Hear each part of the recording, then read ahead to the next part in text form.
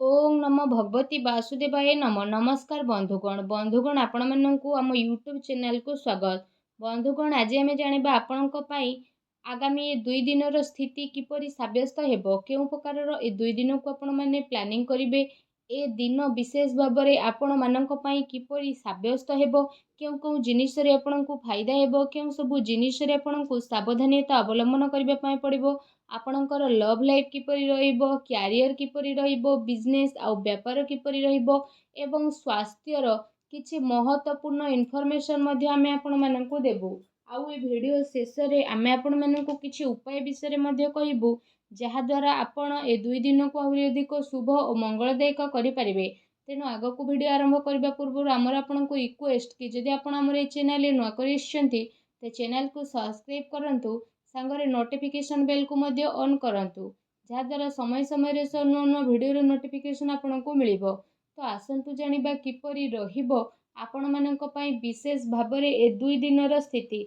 सबुठारु प्रथमे कहिबा कि कोन आपणक पई ए दिन रे विशेष भाबरे पॉजिटिव रहिबा पई जाउछि। जदि कहिबा ए समय रे आपणकर आर्थिक स्थिति काफी अनुकूल मध्य रहिबो। आर्थिक लाभ पई मध्य आपणकु विशेष भाबरे भल मौकार मध्य प्राप्त हेबो। व्यवसाय संबंधित किंबा बाहरर कंपनी संबंधित कार्य रे आपणकु विशेष भाबरे भल लाभ प्राप्तिर संभावना मध्य बनुछि। ता सहित बाहरु काम कार्य को नेई मध्य आपणकर किछि यात्रा होई पारे, जहा आपणक पई अवश्य ही लाभदायक सिद्ध हेबो। एहा सहित शिक्षा क्षेत्र रे मध्य विशेष भाबरे आपणकु अनुकूल परिणाम मध्य प्राप्त हेबो एवं उच्च शिक्षा पई प्रयासरत लोकंकु मध्य बहुत ही भल लाभ प्राप्ति होई जिवो। आपणक ज्ञान रे बुद्धि हेबो एवं वरिष्ठ तथा गणमान्य लोकंक द्वारा आपणकु अवश्य ही प्रशंसा प्राप्त हेबो। काम कार्य क्षेत्र रे मध्य आपणक कोनोसी परिवर्तन करि पारंती, जहा आपणक पई अवश्य ही भल साब्यस्त हेबो। पूरा परिवार रे जदि कहिबा सबु लोक काफी जूस रे देखिबा को मिलिबे आ घर परिवार रे हर्ष उल्लास रो माहौल रहिबो।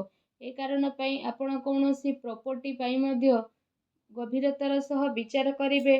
आपण कोनोसी प्रॉपर्टी मध्य किनि पारंती। ता सहित धन धान्य अचल संपत्ति प्राप्ति पई मध्य ए दिनर समय आपणक पई बहुत ही भल समय रहिबाकु जाउछि। ता सहित ए दिनर समय आपण समस्तक पई मौज मजलिस आ आनंद रे मध्य भरी रहिबो, कारण आपण जीवन को पूरा रूप रे जी मध्य नेबे। आ आपणकर मनोबल पूरा रूप रे आपणकर कार्य प्रति पूर्ण रूप रे समर्पण भाव मध्य आपणक पई नुआ उपलब्धि को प्रदान मध्य करिवो। ता सहित आपणकर टिके भी परिश्रमर आपणकु भरपूर फल मध्य प्राप्त हेबो, जहा द्वारा आपणकु काफी खुशी रो अनुभव हेबो। ता सहित ए दिन विशेष भाबरे आपण समयर सदुपयोग करंतु, कारण आज आपणकु बहुत भल लाभ प्राप्ति होई पारे। आपणकु जहा द्वारा काफी खुशी अनुभव हेबो। आसंतु जानिबा आपणक पई कोन नेगेटिव रहिबो। जदि कहिबा पारिवारिक माहौल खराब हेबार संभावना जेहेतु देखा देउछि, तो सेथि पई पारिवारिक स्थिति को अनुकूल बनेइबा पई जणे आउ जनक सह परस्पर संबंध हेबार बहुत ही अधिक जरूरी रहिछि। आपण साहसी तथा पराक्रमी व्यक्ति हेबा सहित गोटे दायित्ववान व्यक्ति अटंती। सेथि पई आपण आपणकर घर परिवार प्रति भल भावना रखिकी जणे आउ जनकु जोड़िबा पई प्रयास करंतु। यह सहित जदि कहिबा आपणको आपणकर कार्य स्थल को नेकी मध्य कोनोसी असंतुष्टि भाव रही पारे, कारण आपण जेते अधिक परिश्रम करिवे आपणकु लागिबो कि आपणकु सेते परिणाम मिलु नाही। एथि पई आपणको किछि टाइम पर्यंत निजको बनेइके आगको बढ़िबा पई ट्राई करिवे। ता सहित भूल लोकंक संपर्क रे तथा भूल संगति रु दूर रे रहिबार आपण प्रयास मध्य करंतु, अन्यथा कोनोसी प्रकारर आर्थिक समस्यार सामना करबाको पड़ी पारे। मानसिक अशांति सहित कार्य व्यवसाय रे मध्य व्यवधान आपणकर उत्पन्न हेबो। मनरे घबराहट तथा प्रॉब्लम द्वारा कार्य योजना रे आपणकर बाधा उत्पन्न होई पारे। सावधानता रखिबा आपणक पई अनिवार्य अटे। एहा सहित जदि कहिबा आपणकर सठिक स्वभाव आपणक पई विशेष भाबरे किछि प्रॉब्लम उत्पन्न करि पारे। पिलांक उपरे अधिक अनुशासन रखिबा आपणक पई बड़ प्रॉब्लम मध्य आनी पारे। ସେଥିପାଇଁ ନିଜର ସ୍ୱଭାବରେ ଆପଣ ଟିକେ ଲଚିଲାପଣ ନେଇକି ଆସନ୍ତୁ। ପିତାଙ୍କ ସମ୍ମାନ କରନ୍ତୁ। କିଛି ମତଭେଦ ଉତ୍ପନ୍ନ ହୋଇପାରେ, ତେଣୁ ଟିକେ ସାବଧାନ ରୁହନ୍ତୁ। ଏହା ସହିତ ଆପଣ ତରତରରେ କୌଣସି ବି ନିର୍ଣ୍ଣୟ ଆଦୌ ବି ନିଅନ୍ତୁ ନାହିଁ। ଯଦି ଆପଣ ସବୁ କାମକୁ ନ କରିବେ ତ ଆପଣଙ୍କୁ ନୁକସାନ ମଧ୍ୟ ହୋଇପାରେ।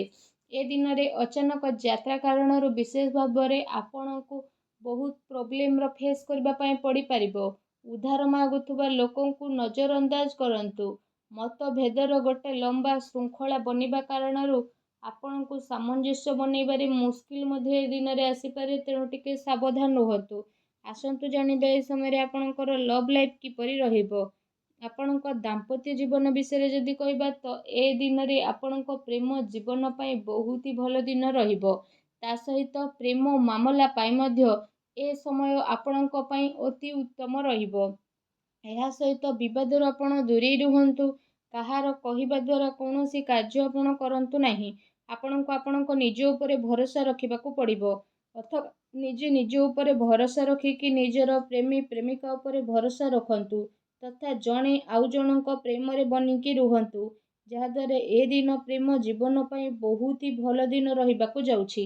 ଆଉ ଏ ଦିନରେ ଆପଣ ଅବଶ୍ୟ ହିଁ ଲାଭ ଉଠାନ୍ତୁ। ଆସନ୍ତୁ ଜାଣିବା ଏ ସମୟରେ ଆପଣଙ୍କ ବ୍ୟବସାୟ କ୍ୟାରିୟର କିପରି ରହିବ। ନିଜର ଯୋଜନାକୁ ଆପଣ କାହାରି ଆଗରେ ଅଧିକ ଜାହିର କରନ୍ତୁ ନାହିଁ। ଆପଣଙ୍କର ଗୁପ୍ତ ଯୋଜନା ଆପଣଙ୍କ କାମରେ ଅଧିକ ଫାଇଦା ପ୍ରଦାନ କରିବ। ଏ ସମୟରେ କେଉଁଠାରୁ ଆପଣଙ୍କୁ ବିଶେଷ ଭାବରେ ଅଚାନକ ଲାଭ ମିଳିବାର ଆଶା ରହିଛି। ବାସ୍ ଆପଣଙ୍କୁ ଆପଣଙ୍କର ନିର୍ଣ୍ଣୟକୁ ହିଁ ମାନ୍ୟତା ଦେବାର ରହିଛି।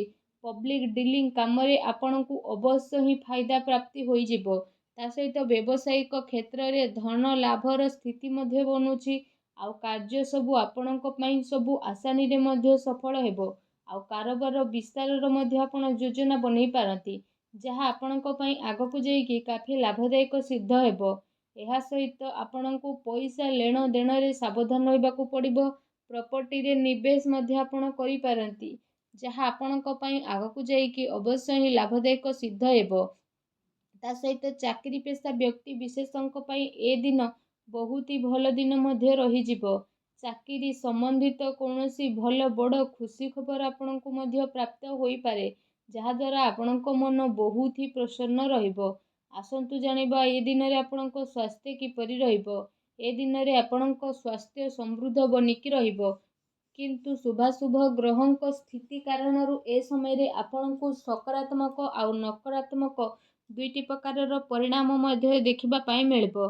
ତା ସହିତ ଶାରୀରିକ ଠାରୁ ଅଧିକ ମାନସିକ ସ୍ୱାସ୍ଥ୍ୟ ଉପରେ ଆପଣଙ୍କୁ ବିଶେଷ ଭାବରେ ଅଧିକ ଜୋର ଦେବାର ଆବଶ୍ୟକତା ରହିଛି। ଆପଣଙ୍କୁ ଆପଣଙ୍କ କ୍ରୋଧ ଉପରେ ନିୟନ୍ତ୍ରଣ ରଖିବାକୁ ପଡ଼ିବ। ତା ସହିତ ନିଜର ଖାଦ୍ୟ ପେୟରେ ମଧ୍ୟ ଆପଣ ବିଶେଷ ଭାବରେ ଧ୍ୟାନ ଦିଅନ୍ତୁ, କାରଣ ଏ ସମୟରେ ପେଟ ସମ୍ବନ୍ଧିତ କିଛି ସମସ୍ୟା ଆପଣଙ୍କର ଉତ୍ପନ୍ନ ହେବ, ତେଣୁ ଟିକେ ସାବଧାନ ରୁହନ୍ତୁ। ଏହା ସହିତ ନିଜ ସ୍ୱାସ୍ଥ୍ୟକୁ ଆହୁରି ଅଧିକ ଭଲ ରଖିବା ପାଇଁ ଆପଣ ପ୍ରତ୍ୟେକ ଦିନ ଯୋଗ କରନ୍ତୁ, ବ୍ୟାୟାମ କରନ୍ତୁ ଏବଂ ସୁସ୍ଥ ରୁହନ୍ତୁ। ଆସନ୍ତୁ ଜାଣିବା ଆପଣଙ୍କ ପାଇଁ କ'ଣ ବିଶେଷ ଉପାୟ ରହିଛି। ଆପଣ ବିଶେଷ ଭାବରେ ସ୍ନାନ ଆଦି କରିସାରିବା ପରେ ଭଗବାନ ସୂର୍ଯ୍ୟଙ୍କୁ ଜଳାର୍ଘ୍ୟ ଅର୍ପଣ କରନ୍ତୁ, ଗରିବ ଲୋକଙ୍କୁ ଦାନ କରନ୍ତୁ। ଦେଖିବେ ସବୁ ନକାରାତ୍ମକ ଶକ୍ତିର ବିନାଶ ହେବ, ଶୁଭଫଳ ପ୍ରାପ୍ତ ହେବ। ଭିଡ଼ିଓ କେମିତି ଲାଗିଲା କମେଣ୍ଟ କରିକି ନିହାତି ଭାବରେ ଜଣାଇବେ। ଧନ୍ୟବାଦ।